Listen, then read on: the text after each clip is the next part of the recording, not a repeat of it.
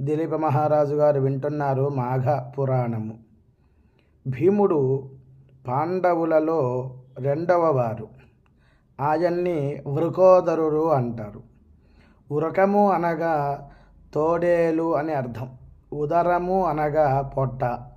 తోడేలు ఉదరం, తోడేలు పొట్ట ఎలా అయితే ఉంటుందో భీముడు పంచపాండవులలో భీముడి యొక్క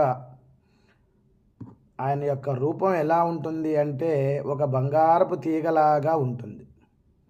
ఆయనకి జఠరాగ్ని ఎంత ఉంటుంది అంటే బొటనవేలంత పరిమాణంలో ఉంటుంది. మనం చూడండి, జుట్టు కేశము, తల మీద ఉన్న కేశము ఎంత సన్నగా ఉంటుందో అంతగా ఉంటుందన్నమాట. అంత లావు ఉంటుంది మన యొక్క జఠరము. ఇంత జఠరం ఉంటేనే భోజనము, టిఫిన్లు, బ్రేక్ఫాస్ట్లు ఇవన్నీ తినేస్తూ ఉన్నాం. మరి వృకోదరుడు